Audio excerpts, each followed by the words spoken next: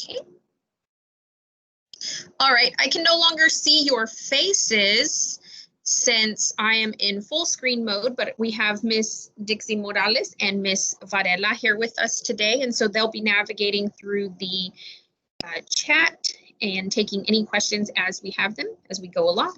So thank you all for joining us this morning. This is our first Title I meeting. I know we've had a few meetings leading up to this day, both in the summer and our back to school meeting and our reopening meeting. So this is the first one that we're having just for the sake of having a meeting in the month of November.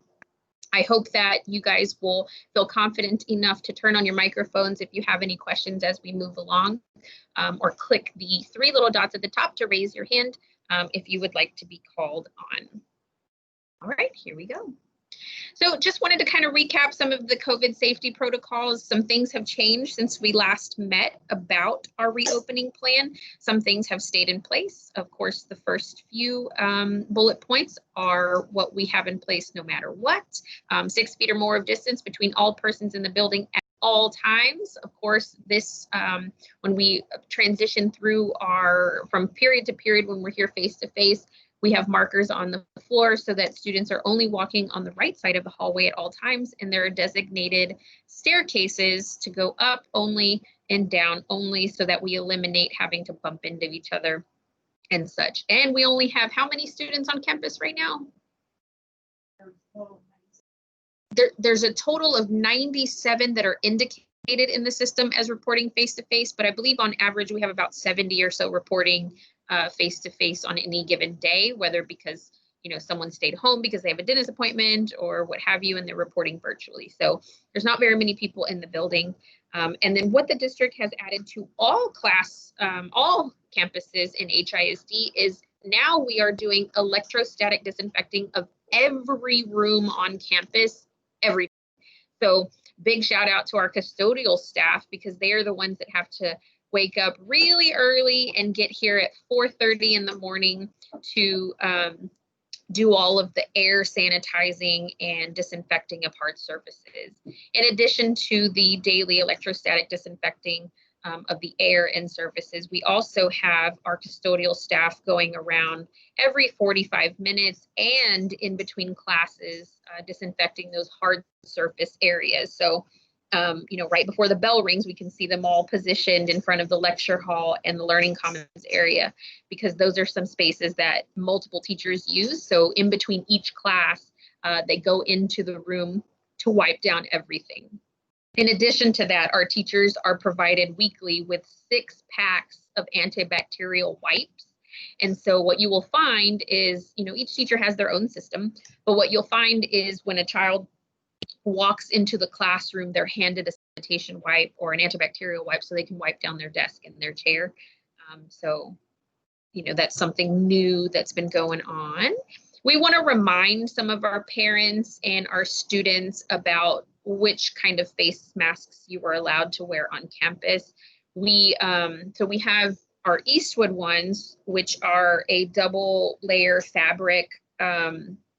I'm probably very small on your screen, but we have our Eastwood ones that are double layered and they are fabric breathable that students can wear. A lot of students have been wearing their own, but we just want to make sure that you guys understand that these type of face masks here with the ventilation valves or the exhalation valves are not allowed because they've been shown to allow little particles to escape from the masks themselves. So anytime that a student is wearing one of those, it's a very quick fix. We provide face masks for every child on campus all week long. So we have some on hand and we just swap them out.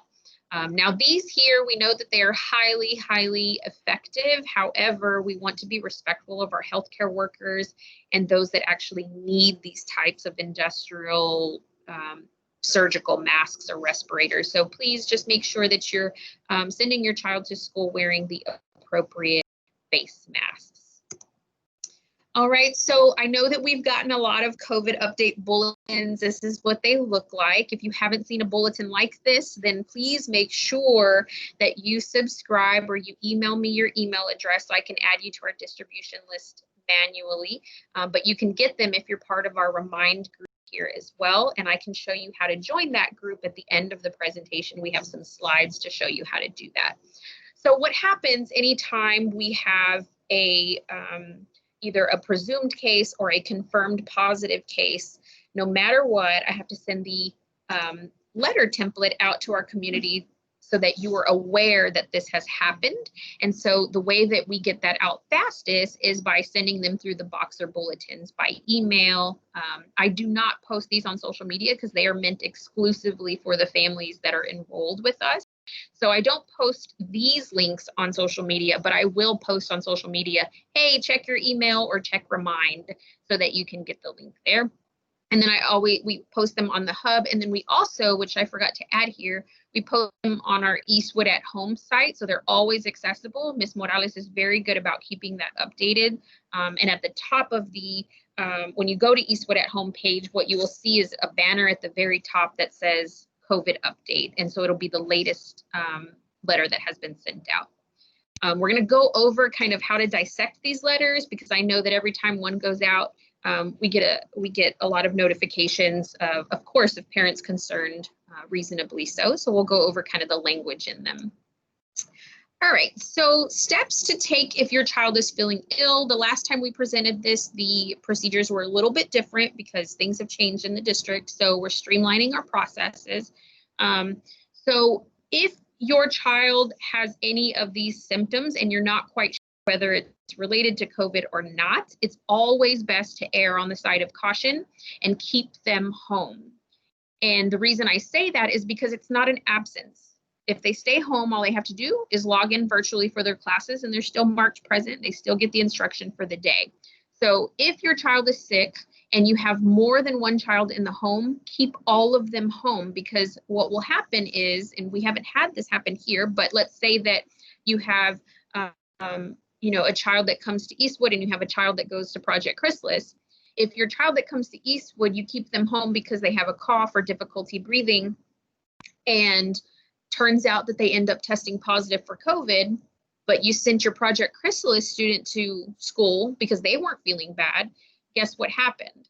That other child that goes to Project Chrysalis may have come in contact with the virus, and then it has now potentially spread it to other students because they're asymptomatic. So when in doubt, just keep all of them home. I know it's difficult sometimes if you don't have anyone to take care of your children, but we always want to err on the side of protecting ourselves and those around us. And so what we would want you to do is email, of course, me, our nurse, and attendance. That's kind of the trifecta, right? So that we all are aware and we can notify teachers that a student will be reporting virtually so that there's no confusion. And then I've put our contact information down here. So if you want to take a screenshot of that and have it handy, if you don't already.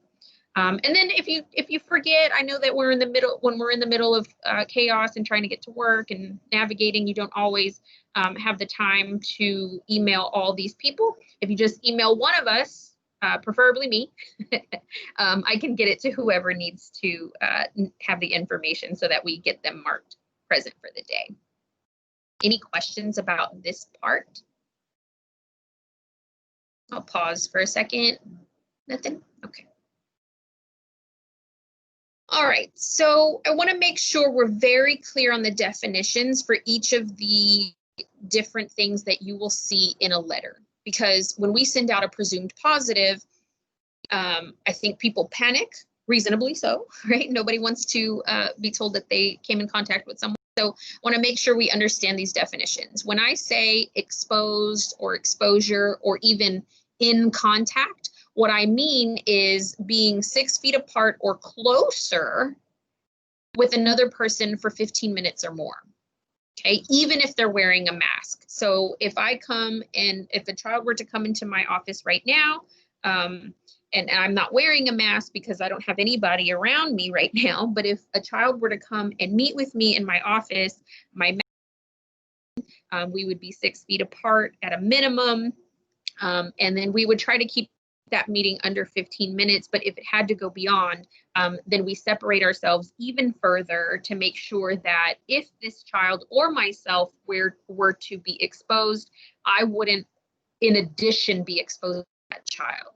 Okay, so we do maintain that at all times here at Eastwood, and the same is true in the classroom. So exposure, just because you hear that, you know, your aunt or someone tested positive and you went to their party doesn't necessarily mean that you were exposed. You have to meet that criteria of being within 6 feet or closer for 15 minutes or more. Okay. And so presumed positive is exactly that. When a person, whether it be, you know, a student or a staff member, has been exposed to someone that tested positive. Okay, so if you were around someone within 6 feet for 15 minutes or more who tested positive for COVID, then you are presumed positive, whether you have symptoms or not. This will also include someone who has some symptoms of COVID, but didn't necessarily test, so they don't know if they have it for sure or not. So let's say you have a cold, you have a cough and you have some shortness of breath, maybe you have a fever. We don't know for sure that you have COVID because you haven't taken a test, but according to your symptoms, they align with COVID-19, and we would presume that person positive, and then we would have to send that letter out. So presumed doesn't always mean your child is in danger or that a staff member is in danger. Confirmed positive, we've only had one confirmed positive so far this year, and that is whenever a person takes a COVID-19 test and it comes back positive. We are fortunate here at Eastwood that all of our staff members and our students have been maintaining the 6 feet distance and adhering to the guidelines for not being within the 6 feet for longer than 15 minutes, because when we had the confirmed case, I was very worried. I was like, how many people need to quarantine? How many kids need exposure letters? And the answer was 0. Nobody came in contact according to these guidelines with our confirmed positive person. So that is great news. It means that we're doing good things, and it means that our students are adhering to protocols. Any questions about this? Okay, Ms. Villanueva, go ahead. Yes, ma'am. So I have a question. Is there a plan in place for when we come back from Thanksgiving? I know a lot of families will be gathering together. Is there a plan for when the students return?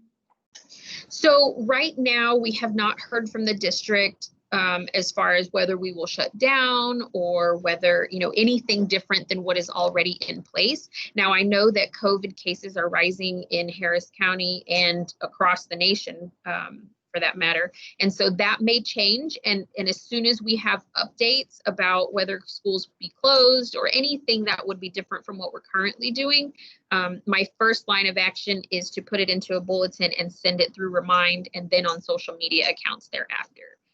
But right now, the protocol, whenever students arrive on campus, they have to complete the screener, and that's an Eastwood thing. I don't think other schools have kids doing screeners, but we want to have a running documentation of how our students are feeling and what their temperatures are. So those protocols have not changed, but if they do, we'll let you guys know. And of course, we're encouraging everybody, including our staff, to make sure that they are not putting themselves at risk, because I know that we're all yearning to socialize and have some normalcy for the holidays, but we don't want to do that at the risk of our students and ourselves. So, but as soon as we get some updates, of course. Thank you. All right, 2 more words that we need to clarify: quarantine and isolation. So quarantine can happen if you are presumed positive.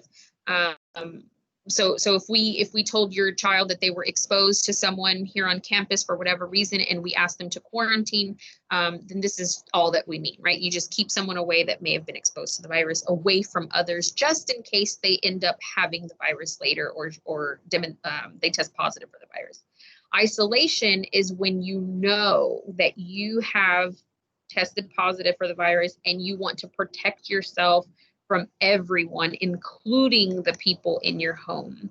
So if your child were to test positive, then we would highly, highly recommend what the CDC recommends, and that's to keep them in a room alone by themselves so that they don't run the risk of infecting others. And then I know it's not always possible with our families if you don't have multiple bathrooms, but if you only have one bathroom, we ask highly encourage you guys to wipe down all the areas so that the next person that goes in doesn't run the risk of being exposed. And then, of course, if you have more than one bathroom in the home, then designate one of those bathrooms exclusively for the infected person. All right, so when a child or a staff member reports that they have become sick here on campus, like let's say they checked in the morning and they didn't have a fever, but around lunchtime, suddenly cold sweats, and they check their temperature and it turns out that they have a fever. These are the protocols that we put in place. So this could happen also, not necessarily that you become sick, but let's say you get a text message, or one of our teachers receives a phone call from a family member saying, oh my gosh, Theo Johnny just tested positive and weren't you with him yesterday, right? So if that happens, we ask those persons to stay where they are, and then our nurse goes to them immediately to gather the student or the staff member and place them in the isolation room, which is here at the front of the school in the conference room, because we don't use the conference room for anything currently.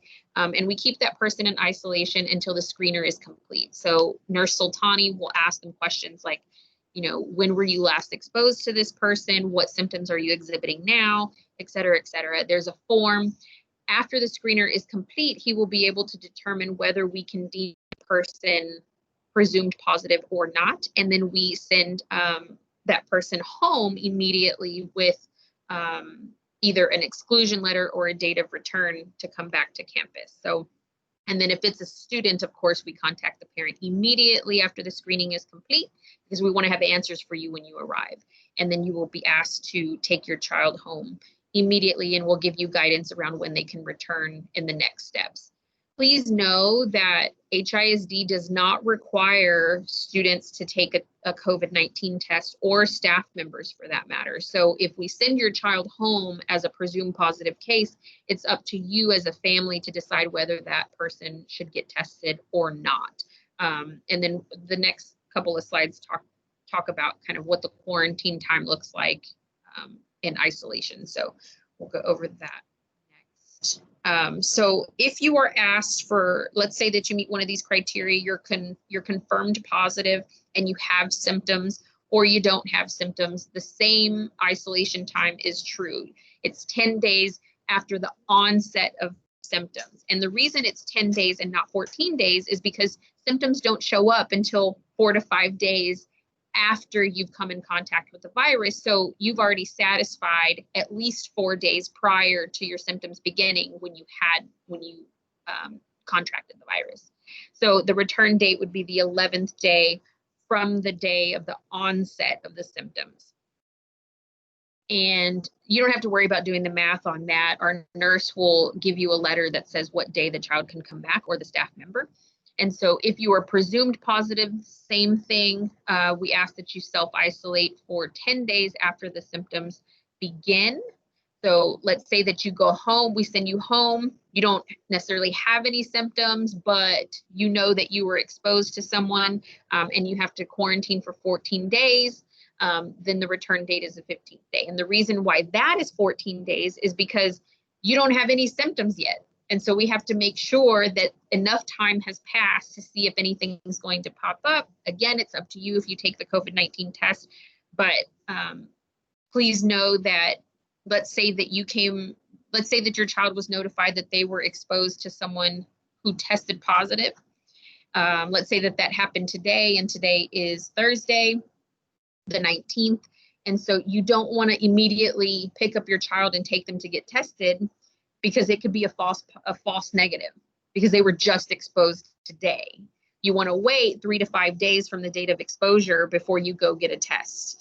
And if it comes back negative at that point and you still don't have any symptoms, then you should be in the clear, but you still have to quarantine just in case. So we get this question a lot, right? A person will leave, a staff member or a student will leave as a presumed case, and then they'll say, well, I tested negative, can I come back?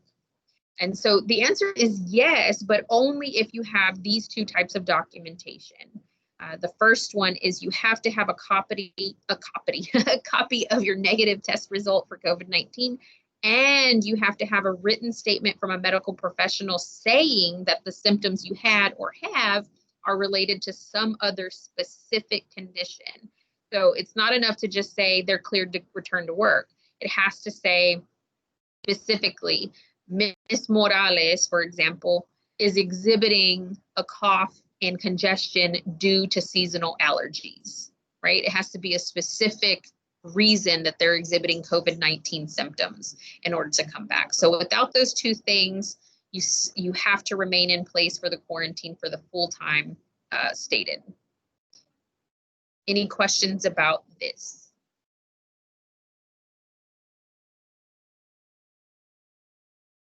Okay. Alrighty. So if there are no questions about COVID-19, we're going to transition to our next section of the meeting. I just want to make sure there's still nothing there. Okay, so we're going to go ahead and switch some gears for a second. We met with our teachers last week about virtual learning, and it's been a struggle. I mean, it was a struggle last school year for obvious reasons with, you know, the grading policies laxed and whatnot. But now that the grading policies are back in place, we are seeing higher failure rates than ever before. And as a principal, my job is to kind of look at what we're doing that's not working, ask our parents what's not working for them, and try to come up with a new plan of action. Why keep doing the same things if it's not working for our kids, right? And so what I want to do is share with you all the things that our teachers said they are struggling with in the virtual learning realm. And I'm hoping that together, teachers, you guys as parents, and then the next step is for me to get with a panel of students to figure out what we can do differently to support the learning. What we're finding a lot of the times is that when kids are failing, it's not an academic issue. It's I'm virtually learning at home and my 30 minutes is up and now I'm going to take a nap, or I'm going to take a break, or I'm going to go play a video game, or I'm going to watch things on YouTube so that it looks like I'm on my laptop doing work, but I'm not. And so students have admitted this to me. They have told me that once the 30 minutes is up, that they tune out. Sometimes when they're in the 30-minute live meeting, they have also admitted it's not just a few, it is a lot of them. They are admitting that they just tune out completely. And when a teacher asks a question, if they have to do something, they will, but they know that they can get a grade by doing something outside of that learning period. So they tune out and they think that it's working for them, but when the grades come back, it shows that they really do need to be tuning in for that 30-minute live session. So let me show you all. I'm going to stop sharing this screen and I'm going to share my other so that you can see what our teachers are reporting here. Give me 1 second.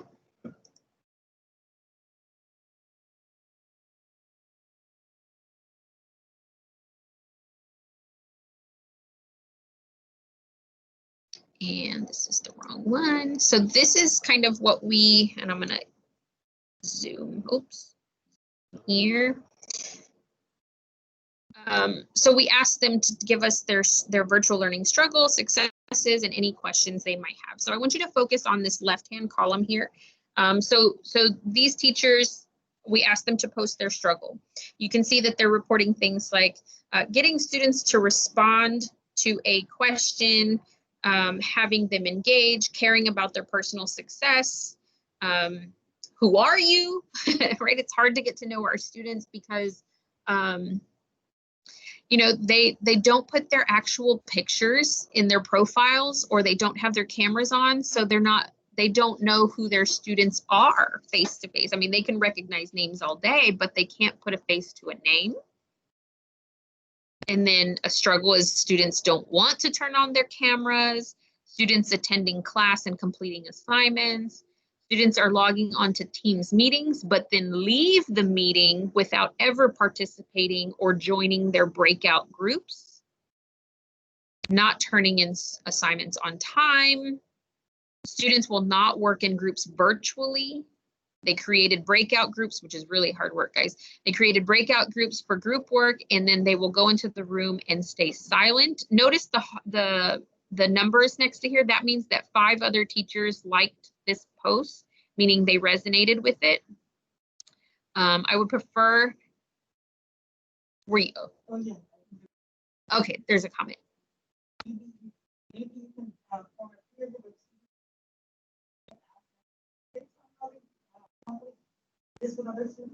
Yeah, that's a good idea. I do plan to tap into a wide range of groups of students, not just the ones that are doing really well. Certainly we need to hear from them and like what's working, but also hearing from the kids where it's not working so well. Like, what are the things that you're doing? What is distracting you from the work at hand? Yes.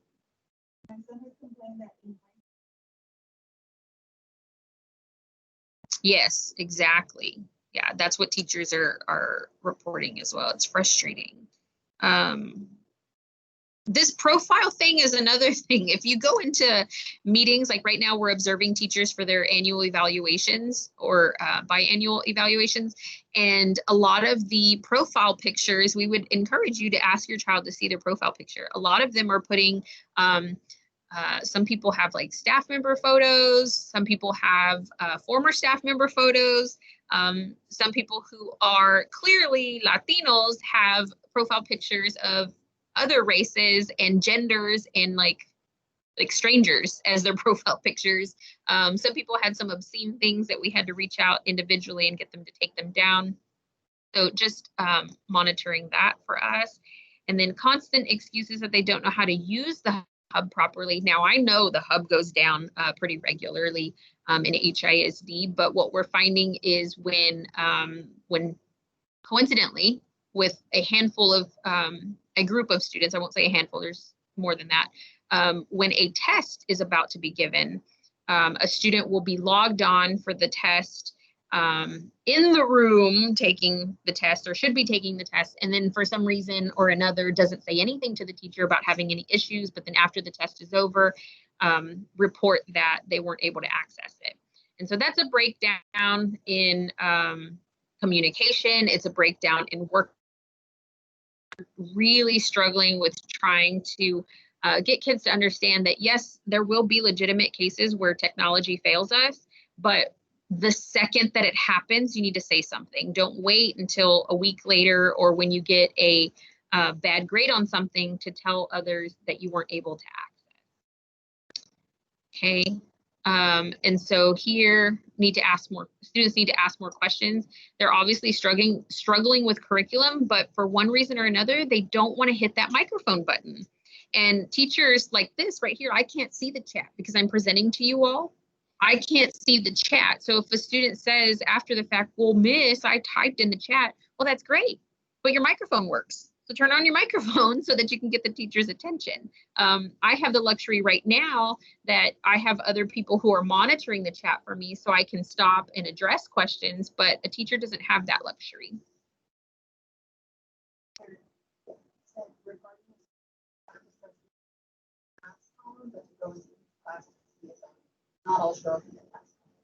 That's correct. So, and not every, where the question was about task columns.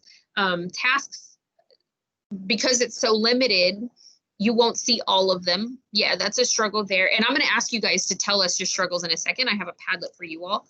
And not all teachers use the task column. So in the hub, you really need to be looking at resources or plans, depending on where the teacher places them. But let's focus on some successes as well. So Pear Deck presentations are working really nicely for them because they're interactive, and so kids can type their responses directly into the Pear Deck. Students have made some amazing email signatures that look like, that other teachers have said look very professional. Projects work really well. That must be Miss Confetti. She likes projects. And so, I mean, what's working is that our kids really know technology, right? And they're able to answer questions in the chat. They know how to navigate, how to share screen and that kind of thing. Introverted students seem to feel more comfortable participating in discussions. And I think that's because it's online and there is no face to it, maybe. Hub is more organized than ever before. Students are our successes. Despite the strange new world we are living in, a majority of students are making do with the resources they've been given, and I've been most impressed by students teaching others how to use technology, and students being willing to text a friend who is late to class and check on them. That's great. Okay, and then there were some questions here. The topic of having a Flex Monday came up. So we are looking into possibly having Mondays be a, what do we call them? Like a study hall, basically. So you still go to class, but it's a time for completing homework, asking questions, taking a brain break. Some teachers may use it as a quiz day so that it's not new instruction. It's just kind of a day to kind of catch up with everything and hunker down, maybe write in your planner, figure out how the week is going to pan out for you. So those are just some ideas for what we plan to do differently when we come back. All right, so this is our Padlet that I want you guys to contribute to. So let me get this link for you all. And I will post it in the chat. So if you click the link that I've just put in the chat there, you click that little link, it'll take you to the Padlet, which is this. And so you will click this little plus sign here where it says title. You just want to put you don't want to actually type your text there. You want to put a topic there, or you can put your name. So like me, I'm typing Lyra. And then here I'm going to say my biggest struggle is getting students to turn on their mics or cameras. And once I click anywhere else, it just shows up there. So you want to type your struggles here and then your biggest success with virtual learning. And then my big question to you all is how you would feel about requiring cameras on, of course, with the virtual background for privacy, because we know that sometimes we don't want our homes to be seen. There may be unsavory things happening in the background that are distracting. But a class like PE, for example, how can I support my PE teacher? I went into her class the other day and she is the one working out, and all of the students refuse to turn their cameras on. And so how can she grade those students on physical education if she can't physically see them? And so what I'm going to ask her to do during the third 6 weeks is to implement a participation grade that can only be taken by seeing your action through PE. If this doesn't happen, then what we resort to is having paper and pencil physical education, which I think does our kids a big disservice, especially if they're being kept home for virtual learning for long periods of time. What does that do to our physical health? And so I want to know your thoughts around that specifically for PE.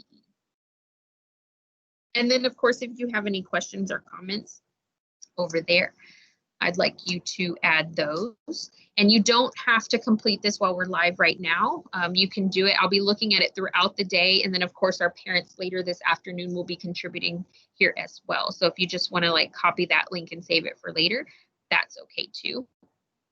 I'm going to switch over to our PowerPoint so we can continue. I got to switch my screen again. All righty, here we are.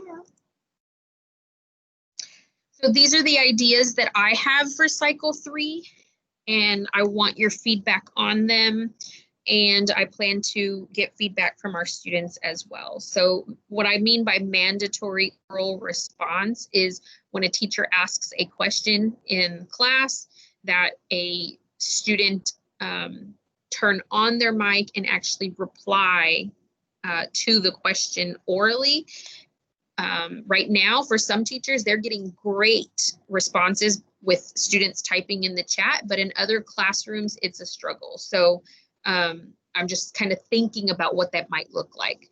And then, of course, participation grades that include visibility. So, for example, in math or in PE is my biggest one. In things like engineering, where you have to see the product that a child is working on, allowing our teachers or giving our teachers the opportunity to take a participation grade for that day based on a child turning on their camera and showing the product or the activity per se. And so as a participation grade, it will impact the grade in the class. However, it will be 20% of the product for that day. So even if they did not do it, it wouldn't be detrimental unless they were already doing poorly elsewhere. And then TEA put out a mandate recently regarding face-to-face recommendations. So if your child is failing and continues to fail, the school is within its rights to call you and ask that you bring your child face-to-face instead of virtual. We can't make you do it per se because there are some safety parameters around. But it is a constant struggle. And what we have seen is when students were doing very poorly in the first cycle, but then they reported virtually for the second cycle, we saw their grades go up. And the reasons for that is that they have a teacher right there live to ask questions. They can come to us if they're struggling. And it eliminates that, who do I email? What do I do? They didn't read my email. I don't even know their email, right? It eliminates all those other factors and puts you directly in contact with someone. So just some ideas that are floating in my head. And again, trying to get y'all's feedback on it in this Padlet and then getting feedback from our students as well.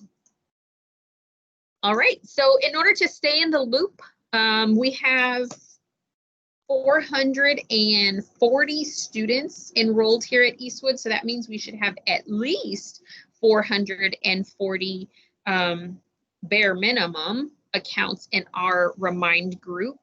And if we had our parents, then it would be double that. But guess how many we have in our Remind group right now? 201. Not enough. So please make sure you join our Remind group. This is how I send out everything initially. I will always send it in Remind first, and then I will publish it through other platforms. The only place that we will send our COVID updates is through the Boxer Bulletin and through this Remind group. So please, if you have not done it yet, send a text to the number 81010, and the body of the message should be the @ FGKF28. It's right there. Take a picture if you like so you can join later. And then I want to make sure you guys know the grading cycles. We are, I know it's kind of confusing when you're in Power School to interpret where we are and what's what. And so I'll show you a screenshot of the parent view for that as well. But these are the dates that you need to keep in mind. These are end dates. So the day, in other words, this column is the last day to turn anything in for the cycles that are displayed. And then these are the dates that grades are due from our teachers. And then this column are the dates that you will actually receive those reports, or that they will be distributed rather. So we are currently in cycle 2, SY2, and that period ends on December 4th. That is the Friday after we return from Thanksgiving break. So I highly have been encouraging in daily announcements for the past 2 weeks that students ask their teachers if there's anything they can do over Thanksgiving break to bring their grade up, or anything that they can do to catch up. And then our teachers have to turn in their grades December 9th. And then you all should be on the lookout for report cards starting. So this is the day that they actually get distributed. So I would start looking for a report card probably around the 15th or so. All right, so those are the grading cycles for the rest of the year. This is what it looks like when you log into your Parent Connect account in Power School. This is my son, Apollo Dionysus Lyra. You can see the navigation bar down here.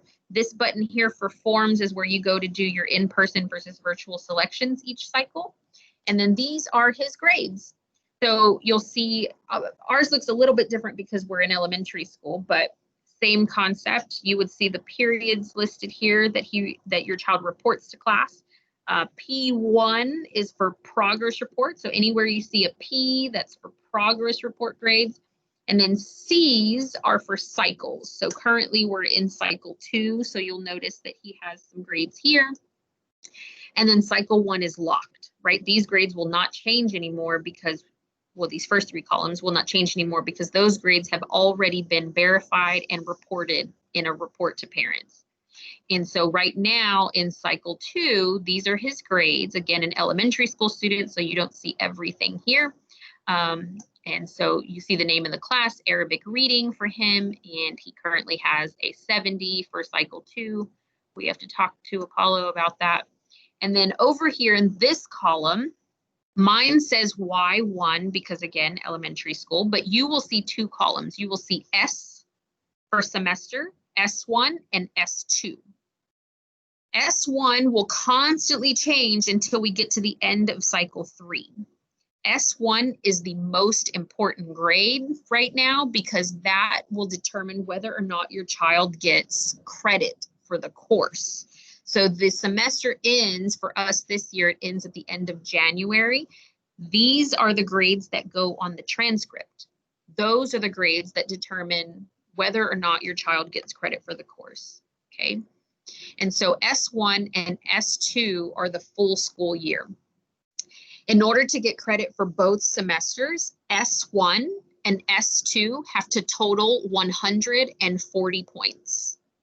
If they total 140 points, even if you failed one of the semesters in that class, you will still get credit for the class as long as it totals that. Okay, so I know it hurts to see low grades. However, what we want to make sure we're doing is we are totaling those points, and 140 is the magic number. Any questions about Parent Connect account?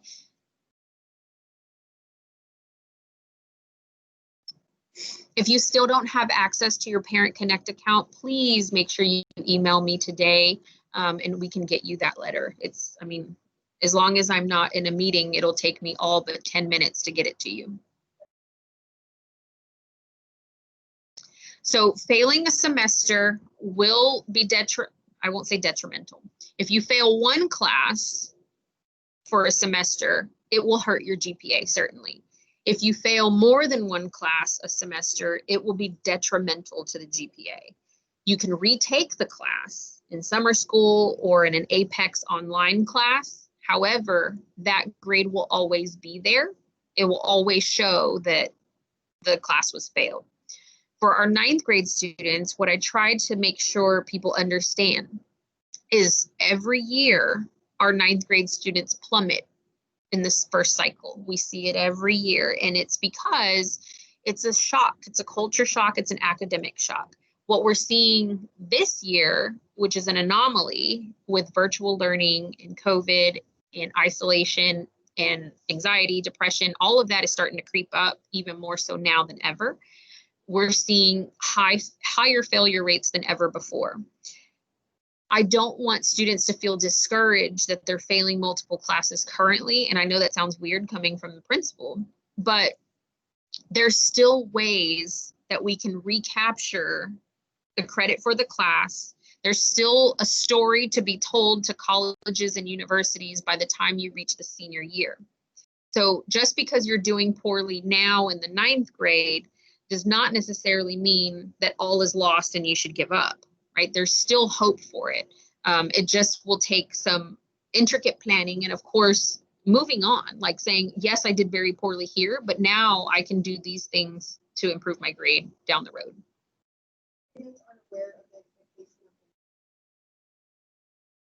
Students, so for students in 10th grade and up, they should know that back, front, side to side, everywhere, upside down, inside out, because they have been taught through advocacy lessons. They have been taught explicitly in their math classes. For our 9th grade students, have they been taught? Absolutely. Were they listening? I don't know. But we went over it in Boxer Camp very thoroughly. And I know that Miss Fleming and Miss Vestal and Mr. McMurtry have all been talking about GPA and how to calculate that and how to obtain whole course credit. So that's what it's called, whole course credit, when you total the 2 semesters together for 140. So whether or not they have absorbed what has been presented to them is another story. But we will certainly make sure that we advertise that time and time again as we have before. Somebody asked, any counseling available for students? Definitely. So for our face-to-face students, it's just a matter of, may I go see Miss Stanley or may I go see Miss Lyra or whomever. Miss Stanley is our counselor on campus. However, if your child wants to speak to someone about anything other, well, I won't even say anything other, they always have us available as well. Miss Stanley is one person, and she's more than available to be able to take on those social emotional conversations or even grade related conversations. But we are too. I'm not licensed to provide counseling to anyone, but I and Miss Morales and Miss Varela are always here and available to listen and to, you know, give the motherly advice and that kind of thing. So we are all readily available. For our students that are virtual and need someone to talk to, same thing is true. We're just a Teams chat away or a text message. And if I feel like your issue or concern is a little more deeper than I'm qualified to help you with, then I will refer you to Miss Stanley. The same is true for all of us. So the problem though is not availability of assistance. It's our students taking on, you know, using those opportunities that are available to them. That's our biggest struggle. How much classwork is expected in 9th grade or working every night? So this has been a big thing for us. In 9th grade, pretty much every single class is going to be giving homework. However, I think the disconnect for a lot of students, and not just 9th graders, is that when the 30-minute period live meeting ends, class is not over. The next hour after that meeting ends is exclusively for finishing the assignment that was given. And teachers will say, oh, this is due by 11:59. But you don't have to wait until after school is over to begin your work. You have an hour, you have 60 minutes, sometimes more, depending on the teacher, to work on your assignments and get them in before the class period ends. I think our students our virtual students are under the impression that each class is 30 minutes, and they're not, they're 90 minutes. So if they use their time wisely and do the assignments in that 60-minute period, they won't struggle as much with trying to get them done after hours. Yes. When you reach out to a teacher, what is the normal response time you should expect? Mm-hmm. And the second part of that is that some teachers are ending in 30, but some are teaching for the 90.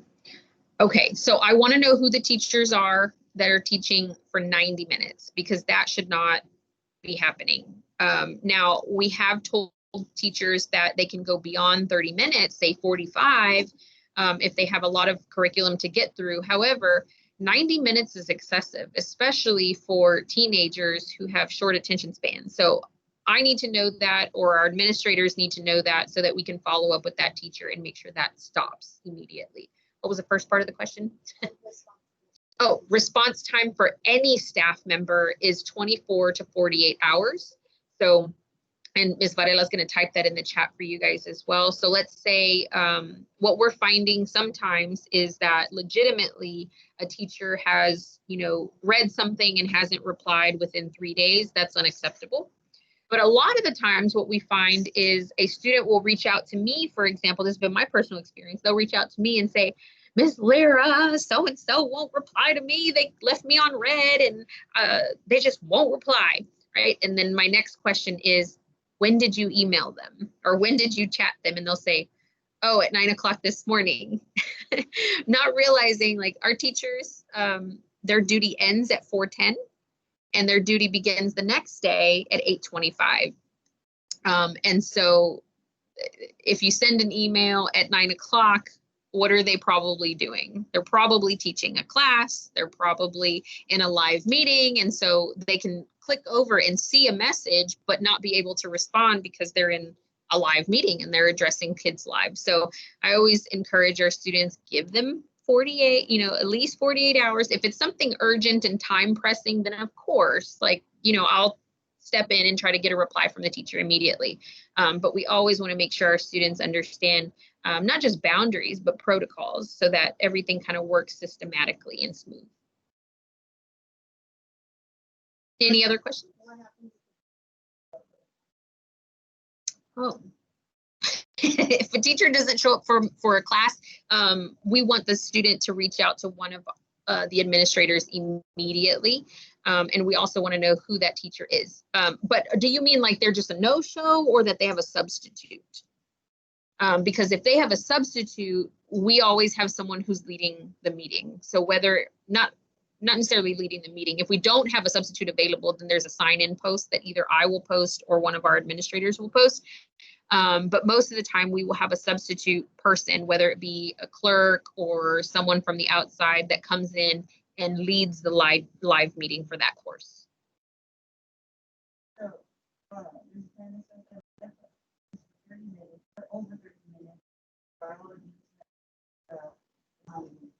So Mr. McMurtry has a full 90-minute class. So again, I'm going to address that with him. Our lecture should not be going beyond too long. Now, going beyond 30 minutes is completely acceptable because sometimes they have, content that they need to capture, or maybe there's an activity that took longer than expected.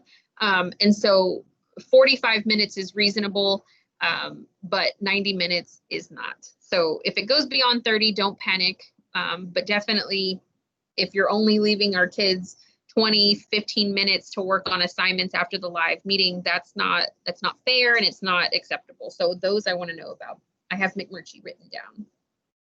Any other questions in the chat or otherwise?